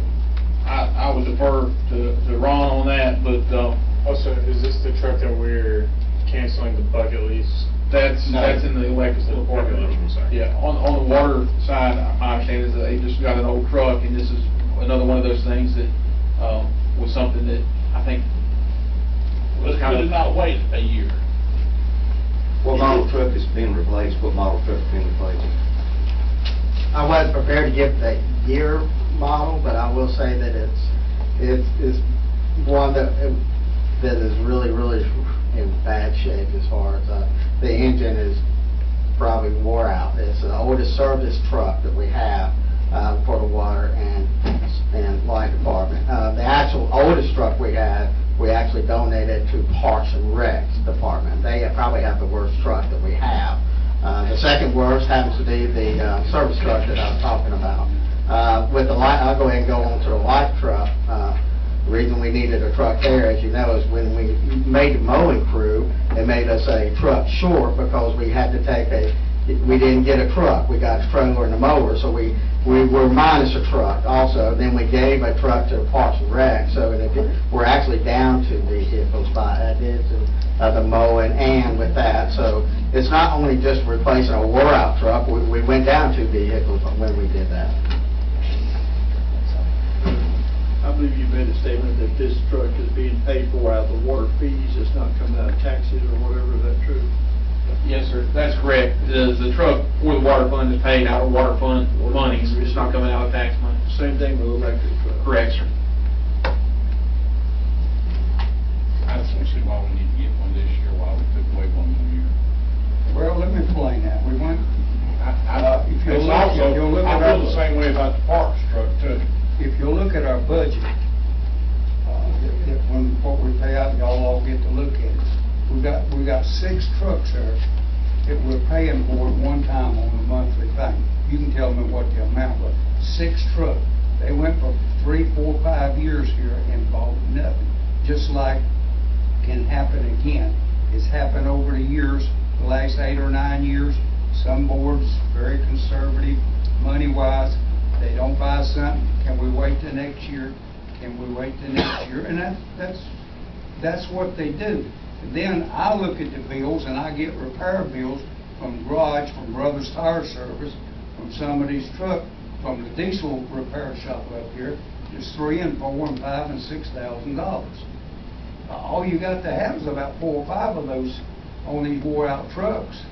I mean, they've actually put engines in motors, and you got a new truck. It's their trucks are wore out.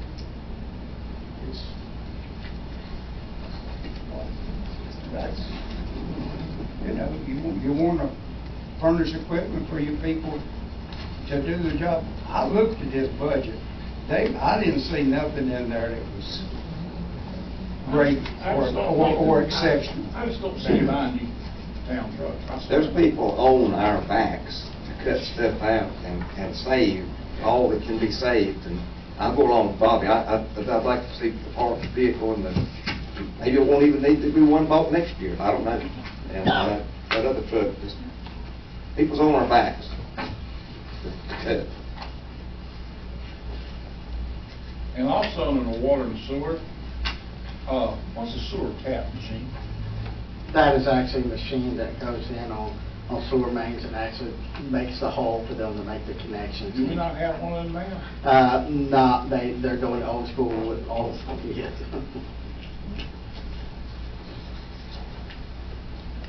Mr. Brown, that's something that probably would make us money over time with all the growth coming in, because when we contract that out and you add all that up, we could actually, the town could make money by having that machine. That's why we put that in there. Okay. Well, I'm not against it, I just needed more justification on it. Listen, we appreciate the question because we want you to. If I don't understand why it's there, I got to ask why, I got to know. We felt like But now, as far as the trucks, I guess we're gonna have to vote on that. I think I'm so. against it, I'm not gonna vote for new trucks. I'm fine with it. Tom? I'm okay with it. I'm No. fine with it. So it's I know, budget. I know they need it, so. I mean,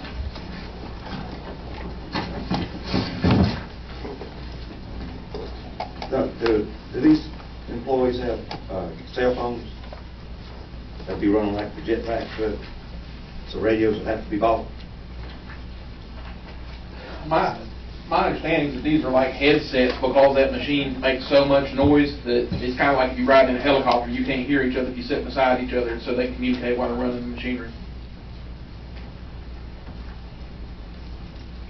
I was trying to remember, but what is our tap fee if a new home's built and we use that tap machine to tap for new sewer and water system? What do we get for that? It's $2,500, I believe. $2,500? That'll pay for itself quickly. It's 25 for each, so for water and for sewer, so 5,000 So it's total. 5,000 for both, so that would, with the new home developments, we're anticipating that thing would be crazy not to buy it. Much that. I'm good with it. Okay, understand all that. Let's go to electric. Again, you got into your work truck replacement. Is that an electrical truck?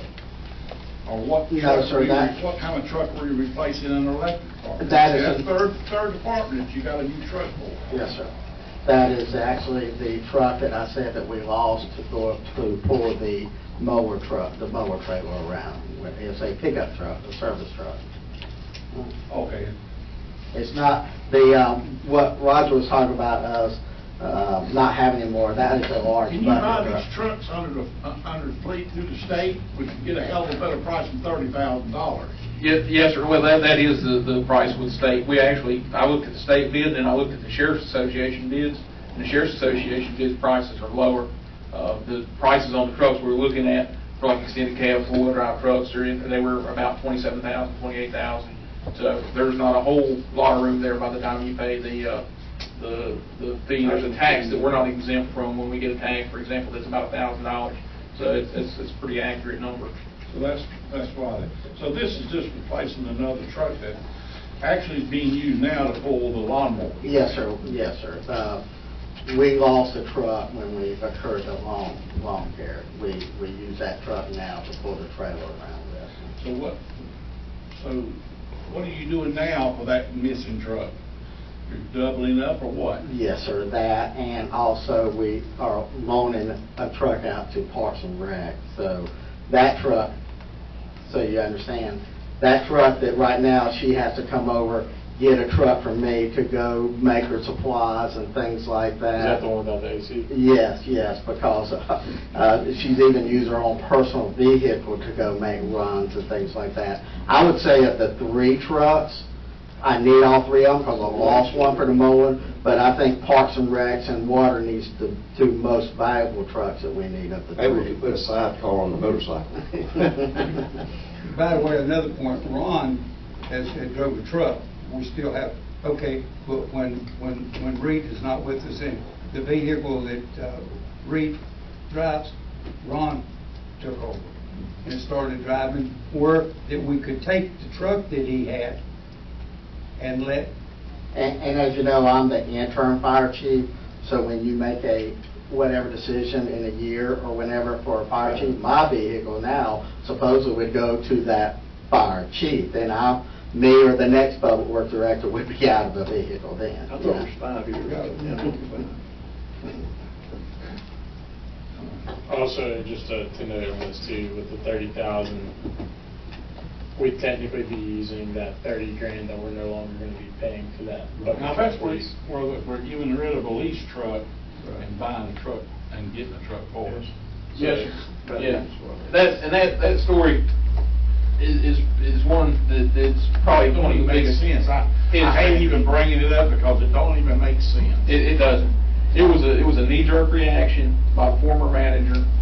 He ordered a truck the public works director didn't need.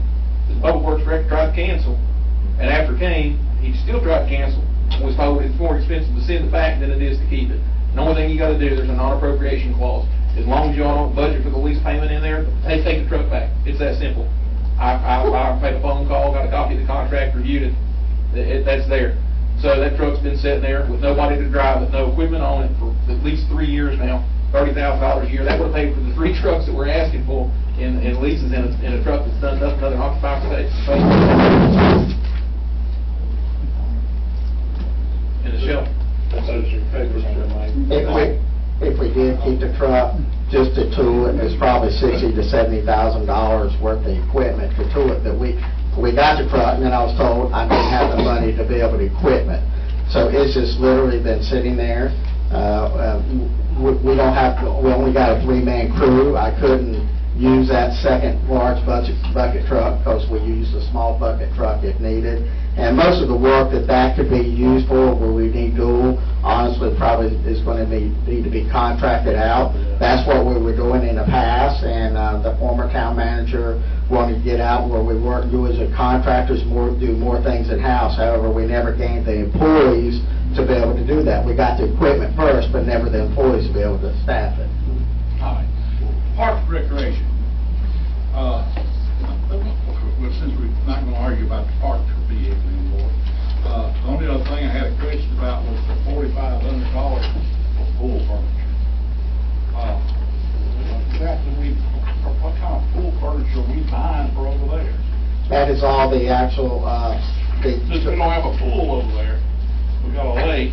that's for the swimming pool itself. This is for the swimming pool? Yes, sir. Yes, sir. It falls out. And what furniture is that? All that, when you drive by, all of that is all,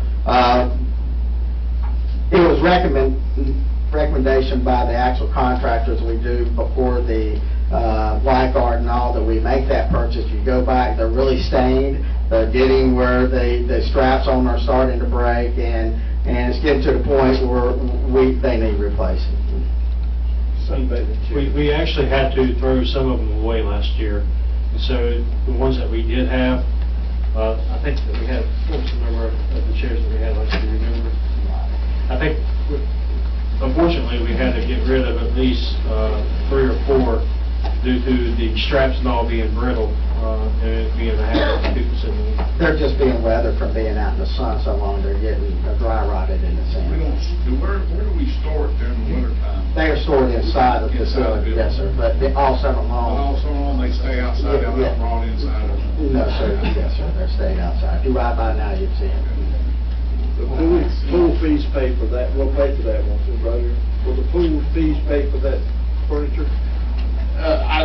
More than likely, the pool is I think we're kind of record-setting profits. I got a text from Jessica, and she was talking about, over the weekend, let's see. Over the weekend, the pool made $3,833, and they made over $1,500 at the lake park. So, this past weekend. So, I think we'll probably well received.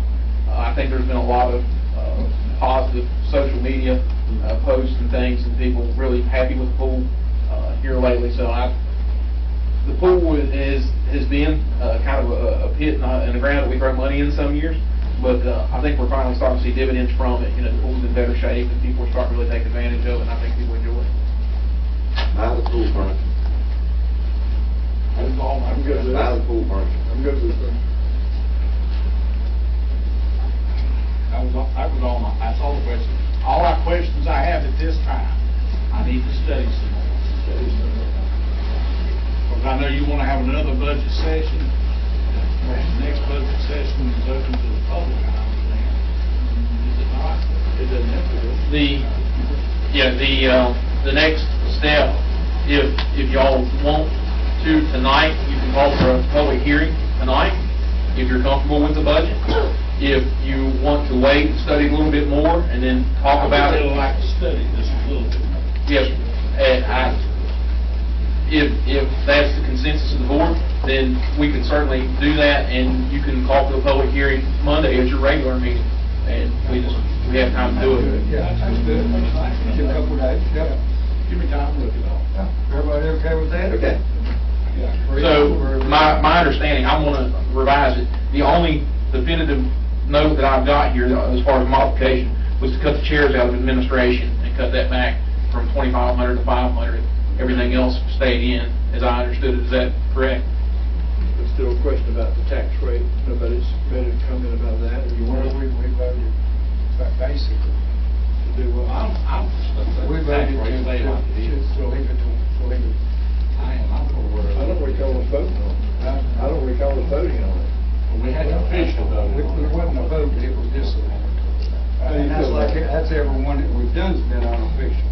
Well, I mean, this is We can have an official vote Oh, on it. You can reach a consensus, gentlemen, you cannot use the word vote at this time. Well, he needs to, Yeah, he needs to if, finish his He budget. needs to finish the vote. I need to be able to present you with a modified budget, because I need to more or less have a budget in hand Monday night that you say, okay, this is the one we're calling for the public hearing on. So if that's something you all are going to entertain one way or another, Well, can I hear a motion? I make a motion we reduce it. It's just general consensus. yeah, you're just going to do a consensus at this point. I'm in favor of reducing it to 2.5 cents. Is it proper to make a motion on that? So, you give us a consensus so we can complete the budget. Yeah. Do not use the words vote or motion. Don't say vote or motion, because you're not legally able to do that. supposed to do that. And whatever we agree on, for heaven's sake, let's stay in agreement when we do bring it up. I like to keep it where it's at. I'd like to change it. Sarah? You're the financier. You're the man. You're the financier Yeah. banker. You too. I think it'd be easier to keep it where it's at, because we wouldn't have to be redoing everything and having another one of these. He doesn't have to change much. He's got income from the electricities to a lot more than offset this. Yeah, but I like to get us from the LGC that's happy with us.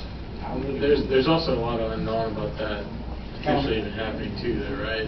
As far as the money's moved. Yeah, and I mean, Mayor Pro Tem Garber's comments are very valid. I don't mean to take away from what he's saying at all. My concern is that we're basically, if we go that way, we're supplanting perpetual monies with one-time monies when we're doing a massive cut, an unprecedented cut in the electrical fund right now. And the LGC, I think, when you were here when they come to review it, I think it made a little bit uneasy with them how much we were actually cutting in the electrical fund. I think it's sustainable, but just being frankly honest, yeah, we could survive it if it happened right now, but I don't know that we wouldn't be sitting in a position a year or 2 years from now where we're saying, okay, that one-time money spent, we're gonna have to turn around and just yo-yo the rates back up. And that's my concern, is I appreciate wanting to save for the citizens, but my feeling is, and I don't think I can speak for Kenny based off our conversation, is we want to save for the citizens' utility rates, because our tax rates are already pretty comparable to everybody around us. I understand that we might only be a penny cheaper and have trash fees, but we're making a massive inroad on in this budget, if you gentlemen adopt it, with the electrical rates. And I think within a year or two, we should be able to do something similar on the water side. So it's utilities are the bane of Landis finances, and I think we're taking a huge step in the right direction with the electric rates tonight. We're working diligently. Ron's guys are out doing smoke testing. We're doing everything we can do to try to fix the problem with sewer. Water is subsidizing sewer right now, as you can see by, as evidenced by the transfer, and I think we can fix it like that. I would just caution the board to if we go down that road, just know that there's a very real potential that in a year or two, we'll be looking at saying, okay, we've done that cut, now we're going to have to turn around and do the increase to offset it, because it's one-time money. Two more questions. Have to be an inspiration. You brought me out to two more questions. First off, when I'm looking at this is the budget. Yes, sir. When I look at this budget, just for an example, administration, I see salaries, $145,000. Yes, sir. Now, I assume that with the list of all the employees for the town of Landis, that you have employees assigned to each department in this town. I do. Is that correct? Yes. So there is a list of employees that these salaries, what makes them up, right? Correct. All right. And that's fine. Going to the electric Yes, department, which is one that will be the biggest one to hit. There are certain people that are assigned to the electric department. Mm-hmm. Now, have you filtered in overtime? Where's it showing? Where do you show that? the overtime is not reflected on that list, like with the individual employee salaries, but No. I'm talking about where do you show it here? it's built into that figure. If you add, Built into the $145,000 figure, any overtime. if you add the employees together, the difference between what the employee salaries are and the amounts that are listed on individual line items are the monies that are set aside for overtime. So there's. Okay, so if that money isn't used, that money is gone to savings, right? Yes, sir. Any unused money goes to savings. Okay. But that's so you allowed for overtime, which would, and I guess the biggest department of overtime is the electric department. You've allowed for overtime in that department, right? Yes, sir. Okay. I can tell you if you. I know that you got a list, and I can get that list from you. That's no problem. But I just want to make sure that when I look at a figure, and I don't care about the Social Security retirement and the 401k, the insurance, that's all acceptable. That's figured in for the employees. Yes, sir. I'm talking about the overtime. There's 25,000 We've had a lot of in the overtime light in the fund past, Well, and I want to make they sure that we've reported got that overtime. figured in. A lot of that reported overtime on staff, tell you that. So I'm saying we've had overtime in the past, and I want to make sure that we've got enough money there for our people to have overtime before you have to come back to the board and amend these salary figures. Yes, sir. There's 25,000 in the light fund for overtime right now. Okay. I'll make one final comment about my request to reduce the tax rate, and that is, I come from the business world. It was always easier as a businessman to raise prices than it was to control costs, and that's just where I'm coming from. I think we've done great on this budget. I think with the monies that I'm 100% sure is going to come in from electricities, we know that CD is going to mature within a year for $150,000. And taking $100,000 out of the tax base, I don't think we'll even notice it. I don't think we'll know the difference. I'm not going to say more about tax cuts. Well, as much as I respect you and appreciate what you've done, these people do not know the time and the effort y'all have put in on all of this. And a lot of their criticism is unjustified and should stop. Yeah. Amen. Should stop. Yeah. If I'm having to go with the majority, leave it like it is. Okay, that's your consensus. All right, gentlemen, with that, I will prepare the change, the one change with the chairs and the admin budget, and Pretty easy then. yeah, that's very easy, and present that back to you, or have it ready for you at You your have it Monday in our meeting. box for Friday, right? I'll have it in your box tomorrow. So then, at the Monday night meeting, then we can, Call for the public hearing. we can cover a public hearing. After the public hearing, we'll vote to accept the budget. Correct, sir. Okay. Yeah, so you'll end up with, assuming there's no more changes to be made on Monday night, then you'll only have one special meeting in June. You'll have your regular meeting next Monday, then you'll need to call for a public hearing, so you'll have a special meeting about 2 weeks out from next Monday. You'll do the public hearing and approve the budget at that time. Can I vote on YouTube? I'm gonna be at Myrtle Beach for about the next 3 weeks. I'm kidding. I'm not available. Can I just make one comment? Go right ahead. I've been here with the town only 4 years, and in that 4 years, this is the first budget process that I got to feel more involved in than I ever did before. And being over Director of Public Works and the Fire Department and Parks and Recs, there's so many multiple budget, general fund, with all that I couldn't oversee that. And a lot of the employees have stepped up and helped me through that process, and we allowed the fire department officers to give their priority list, and this was all coordinated by both Kenny and Roger, and we've never felt more involved with the budget. I appreciate you hearing me out on, my job is to advocate what our needs are, and your job is do your job, and I appreciate that. But Roger, I think I've seen a huge commitment. If you go in that office every day, he's working on this, and I just want to say thank you to him and to all the employees that have helped with their input on the different line items on my behalf. Thank you. Well, these questions that's been asked clarifies a lot of things that people would ask us about. Yeah. So, wasn't being critical or mean, but I think y'all can appreciate a lot of the questions that were Yes. asked.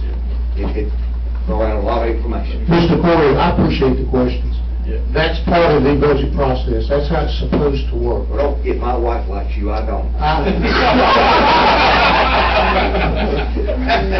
love you too, so I won't make fun of them. But thank you guys for your questions, because we want you to understand why we put in there what we did. Only if I have any more, I'll bring them up Monday night. You certainly can, but don't use the word vote or use the word consensus. Yeah. And Not tell you. just so that everybody knows, I will make available later tonight, it might be tomorrow, but more than likely later tonight, the materials of the slideshow and the budget handout. Those will be on our transparency page as well. One question to you. So I know this is for all town employees. Would it be possible for you to make another sheet too with it by department? Sure. Yeah, I mean, I can just turn around and add. Just group them by department. I can add to that. Yeah, you've got 2 employees that are split. I'll preempt it with that. You could do it arguably with more employees, as the LGC was talking about earlier today. If you've got employees that oversee multiple departments, you can spread their salary benefits out over multiple funds. Budget as presented, the only 2 employees that are split are the town manager, and he's got a 3-way split between the admin and the general fund, the water fund, and the electrical fund. And the Chris Ritchie, who's our water and sewer superintendent, he's split between the water fund and the stormwater fund. So when you see that budget, you'll see that I those. didn't see anything about the stormwater. I take it not much has been changed in there. Yeah, I didn't do a slide on stormwater. Is there anything, I didn't even go, I haven't been through this yet, but No. There's just in there to do some, like drainage improvements and $25,000 going into the fund balance in stormwater. And then you've got, the partial salary for, the water and sewer superintendent there. I could have done a slide before, but honestly, it's so minimal that I thought it'd kind of be a waste of y'all's time. I didn't want to keep you any longer than I needed to. Motion. I'll make a motion to adjourn. I second. We have a motion motion and a second. All in favor, say aye. Aye. Thank you, gentlemen. Thank you. Thanks, everyone, for coming. Be patient. Anyone ever